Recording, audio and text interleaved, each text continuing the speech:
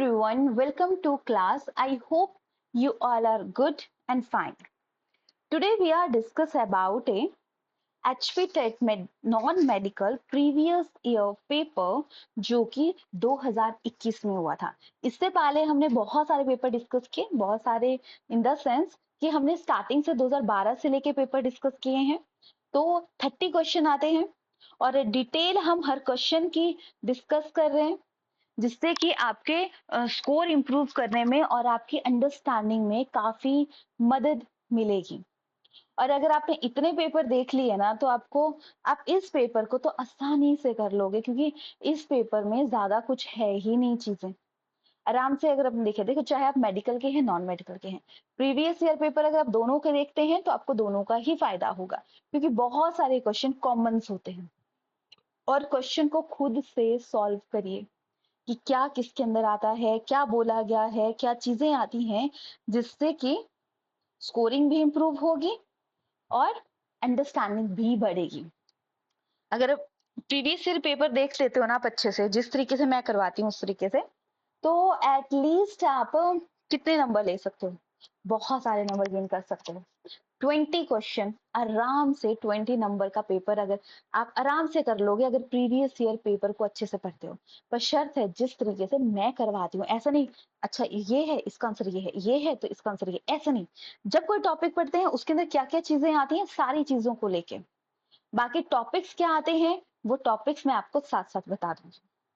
चलिए स्टार्ट करते हैं। स्टार्ट करने से पहले अगर आपने हमारे चैनल को अभी तक सब्सक्राइब नहीं किया है तो सब्सक्राइब कीजिएगा, साथ साथ बेल आइकन दबा दीजिएगा, ताकि कोई भी वीडियो की नोटिफिकेशन मिस ना हो। बाकी किसी को पर्टिकुलर एक सब्जेक्ट की क्लासेस ज्वाइन करनी हो, किसी को कोई डाउट हो, तो आप हमसे शेयर कर सकते हैं। डेफिनेटली आपके डाउट्स, आपके सजेशन क्लियर किए जाएंगे। बाकी बात करें इसकी पीडीएफ की, पीडीएफ आपको हमारे टेलीग्राम चैनल पे मिल जाएगी। आप वहां से उसको ले सकते हैं, डाउनलोड कर सकते हैं, जो कि फ्री ऑफ कॉस्ट रहेगी, जिसमें कि आपको पूरी डिटेल भी दी है जो साइंटिस्ट नए नए आते हैं उनके बारे में। बाकी कंसेप्ट भी उसमें एक्सप्लेनेशन के साथ दिया है, राइट। चलिए बात करते हैं अब आज के पेपर के बारे में। HP 10 non medical previous year paper psychology section, जो कि नवंबर 2021 में हुआ था। सो चलिए फर्स्ट क्वेश्चन, प्याजे भाई साहब फर्स्ट क्वेश्चन में ही आ गए। तो प्याजे का कंसेप्ट बहुत ज्यादा इंपॉर्टेंट है, क्योंकि ऐसा कोई पेपर नहीं है आपने देखा होगा अभी तक कि प्याजे से क्वेश्चन ना आए। सो प्याजे की 4 स्टेजेस आती है, याद रखिएगा। मैं भी समझा रही हूँ क्योंकि इसके अभी पेपर में आप इससे रिलेटेड और क्वेश्चन भी देख लोगे। Sensory motor, senses are the teachers, और सेंसेस के बेसिस पे जो चीज सीखी जाती है वो परमानेंट नॉलेज के अंदर आ जाती है। ये आपको याद रखना है। जहाँ पे सेंसेस टीचर की तरह काम करती है, ये चीज हमेशा ध्यान में रखना। ऑब्जेक्ट परमानेंस यहाँ पे होती है। प्री ऑपरेशन एज भी याद रखना, 2 to 7 ईयर। इसमें बच्चे में अभी कंजर्वेशन नहीं सीखा है, लैंग्वेज डेवलप हो रही है, थोड़ा थोड़ा आगे डेवलप हो रहा है। कंक्रीट ऑपरेशन की बात करें तो इसमें 7 से 11 इसमें कंजर्वेशन सीख चुका है, अरेंजिंग सब कुछ सीख चुका है। फॉर्मल में अब 12 से अब आ जाता है, जिसमें imagination, abstract thinking, hypothetic deduction सब कुछ वो सीख चुका है। एडोलसेंस एज भी इसे बोलते हैं। सो बात करें तो एडोलसेंस की बात की गई है तो फॉर्मल ऑपरेशन में आ जाएगा, right. Now going to next question. According to humanism, central point of personality. Central point personality का क्या होता है? सेंट्रल पॉइंट होता है पर्सनैलिटी का कि हम खुद को कैसे देखते हैं। देखो पर्सनैलिटी अलग अलग टाइप की होती है, एक मतलब अलग अलग तरीके से रिप्रेजेंट होती है। एक जो हम अपने बारे में सोचते हैं, एक जो हम सोचते हैं लोग हमारे बारे में सोचें, एक वो जो लोग हमारे बारे में सोचते हैं।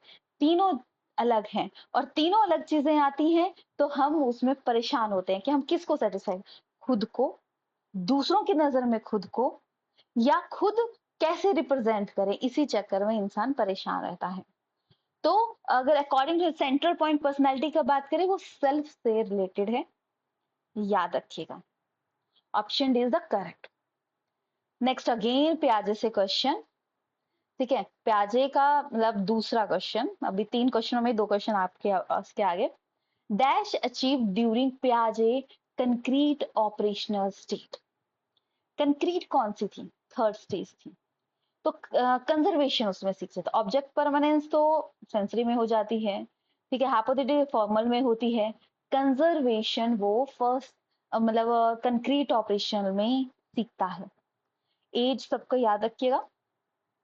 एरिक्सन थ्योरी, एरिक्सन ने डेवलप सोशल साइको मतलब थ्योरी थी, जिसमें इन्होंने 8 स्टेजेस दी थी। याद रखिएगा, किसी भी स्टेज से कोई भी क्वेश्चन पूछा जाता है, सबसे पहले आता है ट्रस्ट वर्सेस मिसट्रस्ट, जो कि 1 से 2 साल के होता है। बच्चा पकड़ते हैं बच्चे को तो वो डर लगता है, जब उछालते हैं उसको तो धीरे धीरे वो ट्रस्ट करना सीखता है। फिर उसके बाद आता है ऑटोनोमी वर्सेस शेम। इस टाइम बच्चे को सिखाया जाता है, टॉयलेट ट्रेनिंग दी जाती है, तुमने सुसु कर दिया तो गलत बात है। फिर इनिशिएटिव, इनिशिएटिव अब लाइफ की स्टार्ट हुआ 3 से 5 साल का, ठीक है। अब भूल जाते हैं कि क्या सीक्वेंस है, तो याद रखिएगा, पहले 2 तो याद हो गए, इनिशिएट करना, फिर आगे ग्रोथ करना, फिर आइडेंटिटी बनाना, फिर इंटीमेसी आता है। तो सबसे पहले initiative 3 to 5 year, purpose purposive हो जाएगा। Industry versus infinity, competence. Identity versus role confusion, बच्चे में बहुत स्ट्रेस एंड स्टॉर्म की कंडीशन बोला जाता है। इंटीमेसी, फिर मतलब इंटीमेसी जब रिलेशनशिप के बारे में सोचता है। फिर उसके बाद जनरेटिव स्टैग्नेशन, थका हुआ, मतलब सोचता है कि अब चलो ठीक है, जो है लाइफ चली हुई है। फिर आती है इंटीग्रेटिव वर्सेस डिस्पायर, जो कि विजडम पे फोकस करता है कि चीजों को कैसे किया जाए। सो इस केस में एडोसेंस मतलब identity versus role confusion. Erik Erikson social psycho social से रिलेटेड है, तो आइडेंटिटी मतलब बड़ा कंफ्यूज होता है बच्चा।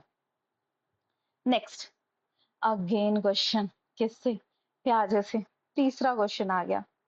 तो ये आते हैं एब्स्ट्रैक्ट थिंकिंग, जब बच्चे इंसान इमेजिनेशन बेसिस चीजों को सीख रहा है वो आ जाता है, जो कि आ जाता है आपका फॉर्मल ऑपरेशन में। हाइपोथेटिक डिडक्शन, चीजों को मैच्योरिटी आ जाती है, सब बोल सकते हैं। नेक्स्ट, इंटेलिजेंस से क्वेश्चन है, आईक्यू मेंटल चैलेंज चिल्ड्रन। तो मेंटल चैलेंज चिल्ड्रन का आईक्यू कितना रहता है? सो देखेंगे, जीनियस का 3-4 इसमें याद रखने हैं। जीनियस का 140, नॉर्मल एवरेज का 90 से 109। बाकी बात करें 70 से कम जितने भी आते हैं वो सारे डल रेंज में आ जाते हैं। पर ये भी बोला गया है, सिर्फ आईक्यू सब कुछ नहीं होता।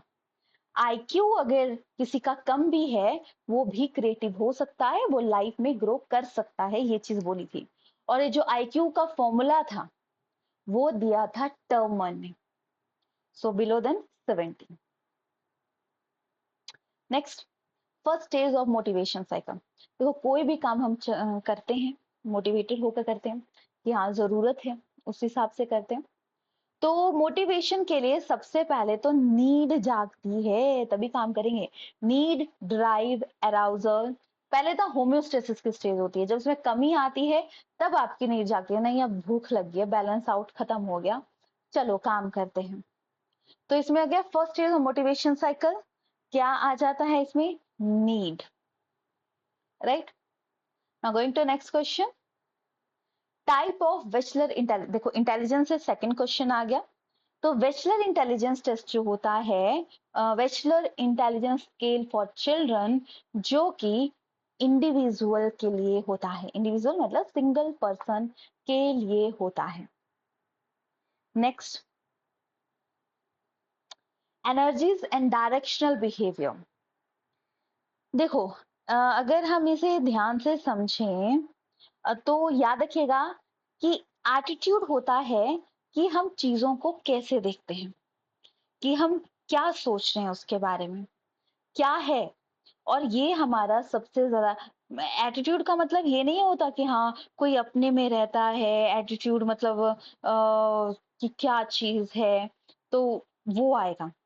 आप इसका मतलब होता है कि कैसे आप क्या सोच रहे हो, राइट। एप्टीट्यूड होता है आपकी क्वालिटी, और डायरेक्शनल बिहेवियर मोटिवेशन से, क्योंकि आप चीजों को करना है आपने तो वो उसके अंदर आ जाता है, right. Now next question, dash intelligence test are based on picture and sign.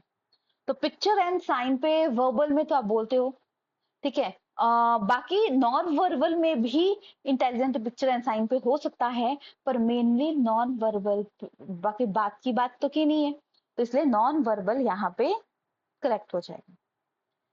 Next, totally off believe and feeling about one self. खुद के बारे में हमारी जो पिक्चर होती है उसे हम किसके अंदर कर सकते हैं, सेल्फ के अंदर। और सेल्फ के अंदर सबसे पहले बात इंट्रोस्पेक्शन मेथड में की गई थी। नेक्स्ट, तीसरा चौथा क्वेश्चन आ गया इंटेलिजेंस के ऊपर। Who give the concept intelligence question, IQ का कंसेप्ट किसने दिया था। सो आईक्यू के बारे में बात सबसे पहले बिनेट ने की थी, ठीक है। और स्टर्न ने सबसे पहले कंसेप्ट दिया था। आईक्यू क्या होता है, इंटेलिजेंस क्वेश्चन क्या होता है, ये बात की थी। कंसेप्ट टर्मन ने दिया था, सॉरी स्टर्न ने दिया था, और टर्मन ने फिर फॉर्मूला दिया। हालांकि अलग बात है कि जो फॉर्मूले की रेंजेस थी वो अलग अलग साइंटिस्ट ने अलग अलग दी, बट मेन इनका भी रोल प्ले है, मतलब मेन टर्मन ने ही दिया था फॉर्मूला, राइट। थ्योडोर सेमन की बात करें, इन्होंने बिनेट के साथ मिलकर बिनेट सेमन स्केल टेस्ट बनाया जिसे इंटेलिजेंस चेक होती है। फिर स्टर्न के बारे में हमने बात की। रॉबर्ट स्टर्नबर्ग की बात करें, इन्होंने इंटेलिजेंस ट्राई की थ्योरी दी है, इसमें एनालिटिकल, ACP, ठीक है। और थॉर्नडाइक की आई थी ACS, सोशल पे फोकस करते हैं। एब्स्ट्रैक्ट, कंक्रीट एंड सोशल, ये है एनालिटिकल, क्रिएटिव एंड प्रैक्टिकल, दोनों में फर्क है, एक चीज नहीं है, ठीक है। ये याद रखना है आपको, क्योंकि इन्हीं से क्वेश्चन आते हैं। इस बार ये पूछा गया है, नेक्स्ट टाइम कुछ और पूछा जाएगा, right. Next, extrovert and introvert personality. Personality से रिलेटेड क्वेश्चन है, पर्सनैलिटी वाला टॉपिक इंपॉर्टेंट है। एक्सट्रोवर्ट होता है जब हम चीजों को, जो इंसान लोगों के साथ ज्यादा हैप्चुअल होता है, गप्पे मारता है, इंजॉय करता है, वो एक्सट्रोवर्ट में आ गया। इंट्रोवर्ट जो लोगों से ज्यादा बात नहीं करते, वो आ जाते हैं इंट्रोवर्ट में। कार्ल जंग ने इसके बारे में बोला। शेल्डन ने पर्सनालिटी को पर्सनालिटी फिजिक के हिसाब से बांटा था, एक्टोमॉर्फिक, मेसोमॉर्फिक एंड एंडोमॉर्फिक में। कार्ल रोजर मोटिवेशन से रिलेटेड है। फ्रियन तो ईगो साइको एनालिसिस थ्योरी इन्होंने दी थी। Next, correct match. Roger psychoanalysis no. Erik Erikson behaviourism से नहीं है, क्योंकि सोशल थ्योरी दी थी इन्होंने। मॉज्लो ह्यूमनिस्टिक से रिलेटेड है, इन्होंने कंसेप्ट दिया था कि इंसान की जरूरत को किस हिसाब से बांटा जाएगा, क्या होगा। देखो अगेन शेल्डन, अभी अपने बात की थी तो शेल्डन ऑप्शन में था, बट अब शेल्डन से क्वेश्चन आ गया है, तो फिजिक के बेसिस पे किसने बांटा है। तो फिजिक के बेसिस पे जब पर्सनालिटी को बांटा गया है, वो शेल्डन ने बांटा था। एरिक रिक्सन की हमने सबसे पहले मतलब पहले बात की थी, जिन्होंने 8 स्टेजेस दी थी। मॉज्लो, अब्राहम मॉज्लो स्पिरिचुअलिटी के फादर गिने जाते हैं। बैंड्यूरा ने सोशल के ऊपर वर्क किया था। नेक्स्ट, सेकंड, मॉज्लो की थ्योरी कर ही लेते हैं। देखो एक में ऑप्शंस था और नेक्स्ट क्वेश्चन करके आ गया, तो जरूरी नहीं है कि पेपर में आपको चीजें सारी आती ही हो, हर साइंटिस्ट का नाम आता ही हो, पर जिन साइकोलॉजिस्ट का नाम आप पढ़ रहे हो वो कितने आते हैं वो मैटर करता है।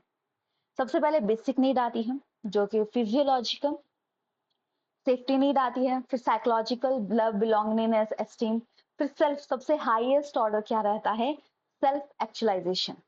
अगर आपने प्रीवियस ईयर पेपर किए हैं, पढ़े हैं, तो आप आराम से इस क्वेश्चन को कर लोगे, क्योंकि वहां पे अलग अलग तरीके से ये पूछा गया है। सेकेंड लेवल आ गया safety, option A is the right. Now going to next question, correct match. Id का कंसेप्ट अभी हमने किया, ये तो नहीं दिया है। फ्रियॉन्ड ने आइडेंटिटी की बात किया, नो। सेल्फ की बात स्किनर ने किया, नो। वाइगॉस्की ने बात की है, वाइगॉस्की सोशल से है, जोन ऑफ प्रॉक्सिमल डेवलपमेंट, ठीक है। इन्होंने ZFD, ठीक है, आगे डेवलपमेंट की बात की थी, further development, zone of further development की बात की थी, कि जैसे कि एक आपको यहाँ जाना है, तो कोई सहारे के साथ आप इसमें जाओगे, राइट। तो जो गैप है ये है जोन, और जो उसमें मदद कर रहा है वो आता है मोर नॉलेजेबल पर्सन, याद रखिएगा, ठीक है। ZPD क्या है, गैप है, जोन ऑफ प्रॉक्सिमल डेवलपमेंट या जोन ऑफ फर्दर डेवलपमेंट, ये वर्ड यहां से जुड़े होते हैं। नाउ नेक्स्ट क्वेश्चन, फ्रियॉन्ड से अगेन क्वेश्चन। आप देखोगे कुछ ही टॉपिक बार बार रिपीटेड है, कोई बहुत चीजें नहीं आई है, वही चीज रिपीटेड है बार बार। बेसिस ऑफ डेवलपमेंट स्टेज इन फ्रियॉन्ड, तो फ्रियॉन की जो बेसिक स्टेज की बात करें वो आती है एरोजीनियस जोन, ठीक है। ईगो तो रहता ही है। Next question is long term non reinforcement. Reinforcement का कंसेप्ट दिया था, किसने दिया था रेनफोर्समेंट का कंसेप्ट? रेनफोर्समेंट का कंसेप्ट स्किनर ने दिया था ऑपरेंट कंडीशनिंग में। Long term reinforcement mean reduction, ठीक है, मतलब रिडक्शन, नॉन रिन्फो, आप किसी को अप्रिशिएशन नहीं कर रहे, किसी को शाबाशी नहीं दे रहे, तो इंसान थक जाता है कि मुझे कुछ भी नहीं मिल रहा है, क्यों करूं मैं ये काम। तो लॉन्ग टर्म तक ये कर रहे हो तो वो उस चीज से पीछे भाग जाएगा। कंपनी में भी कहीं पे भी कोई भी है, अप्रिशिएशन नहीं मिलती है तो वो पीछे को हट जाता है और वो आगे स्टेप नहीं बिठाता, right. Which one is a different element? So अगर हम बात करें आइडेंटिटी, इंडस्ट्री, ट्रस्ट, ये सारे एरिक एरिक्सन के कंसेप्ट में थे। ईद का कंसेप्ट नहीं दिया था उन्होंने, ईद कंसेप्ट फ्रियॉन ने दिया था। तो ऐसे करके आपको बहुत सारे क्वेश्चन, 4 से 5 क्वेश्चन में मिलेंगे या मिलने अभी आएंगे और भी, जो कि सिर्फ आपके अंडरस्टैंडिंग बेसिस पे है कि अगर आपने और कंसेप्ट को पढ़ा है तो अंडरस्टैंडिंग बेस से आप इस चीज को आसानी से कर दोगे। Now going to next question, Cattell method, RB Cattell. इन्होंने पर्सनैलिटी के 16 फैक्टर्स दिए थे, तो इनकी थ्योरी नाम में ही है, factor analysis theory, right. Introspection की बात करें, इंट्रोस्पेक्शन की बात विलियम जेम्स ने की थी, right. So now according to modern view के मुताबिक इंटेलिजेंस जो रहती है वो मल्टी डायमेंशनल रहती है। आपको सिर्फ एक ही चीज नहीं आती, हमें बहुत सारी चीजें आती हैं, हम उनको यूज करते हैं कि इसके साथ यूज है, ये ऐसा है वैसा है। हम चीजों को इंटर रिलेट करके सीखते हैं कि क्या किसके अंदर बात की गई है, वो बहुत ज्यादा इंपॉर्टेंट है। Now next question, the method mainly use for studying unconscious process. Conscious होता है जब हम चीजों को सामने से करते हैं, राइट। और जब अनकॉन्शियस की हमारे माइंड में चीजें पहले से ही डाली गई हैं कि कैसे होगा क्या हो, मतलब अनकॉन्शियस जो हम सोचते हैं, याद रखिएगा जो आप सोचते हैं वही हम बनते हैं। जैसा आप आज सोचोगे वैसा आप कल बनोगे, ये रियली वर्क करता है। सो ये आ जाता है प्रोजेक्ट मेथड के अंदर,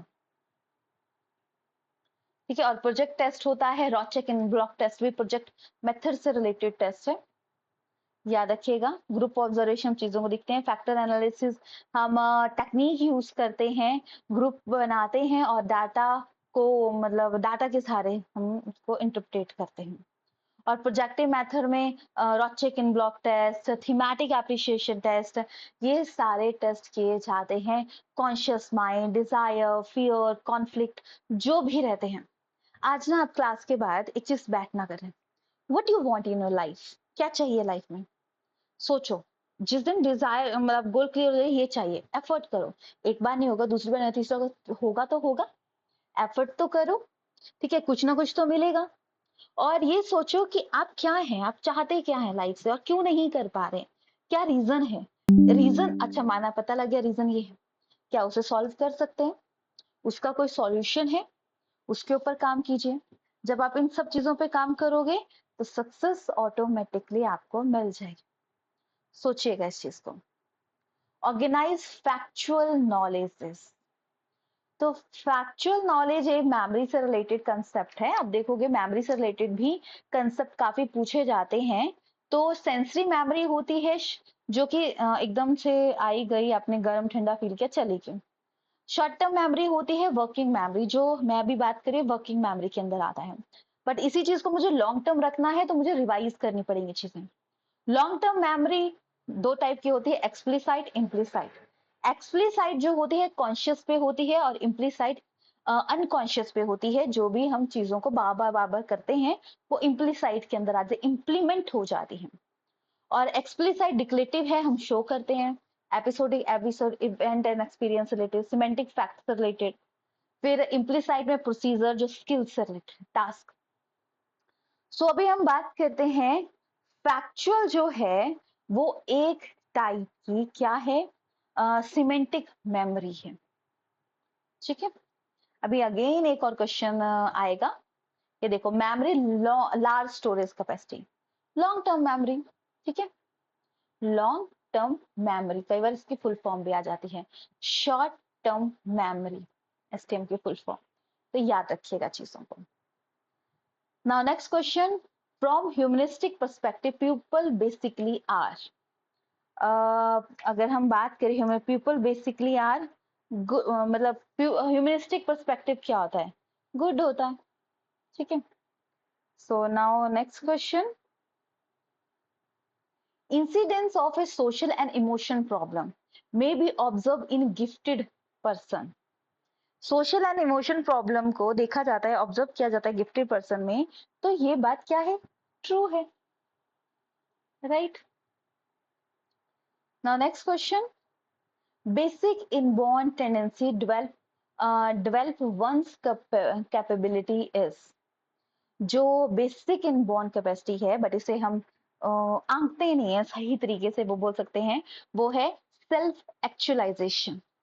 सेल्फ एक्चुअलाइजेशन होता है कि हम समझते हैं खुद को। सोचो, हम दावा करते हैं मैं तो इसको बहुत अच्छे से समझता हूँ, ये ऐसी है, ये ऐसा है, पर कभी खुद को समझे हम कैसे हैं, हम क्या हैं। जब खुद को समझ गए सक्सेस मिल गई, राइट। तो इसमें आ जाता है इनबॉर्न सेल्फ एक्चुअलाइजेशन। और जो इंसान इस चीज को समझ गया ना टाइम पे, वो सक्सेस होते हैं, याद रखिएगा। जिनके गोल्स क्लियर हैं, जिन्हें पता है लाइफ में क्या करना है, वही आगे बढ़ते हैं। जिन्हें नहीं पता वो पीछे रह जाते हैं, right. So now, according to operant conditioning, learning is based upon. Learning किससे है, याद रखिएगा एनवायरनमेंट का सबसे ज्यादा फर्क पड़ता है। जैसा हम बनना चाहते हैं वैसे हम बन जाते हैं, ये याद रखना। और अगर हमें कोई चीज बदलनी है, हमें कुछ इंप्रूव करना है, तो सबसे पहले हमें अपने एनवायरनमेंट को चेंज करना पड़ेगा और हम ऑटोमेटिकली चेंज हो जाएंगे, ये बोला जाता है। मेमोरी से रिलेटेड थर्ड क्वेश्चन कौन सा नहीं है, एनकोडिंग, स्टोरिंग एंड रिट्राइवल, तीनों ही मेमोरी के पार्ट हैं। एनकोडिंग कोड था, उसको आपने इंटरप्रेट किया, समझ गए, स्टोरेज मेमोरी में डाला, रिट्राइवल उसको रिवाइज कर पाए। तो ये तीनों ही चीजें मेमोरी से रिलेटेड हैं, इसलिए नन ऑफ दिस आंसर आ जाएगा।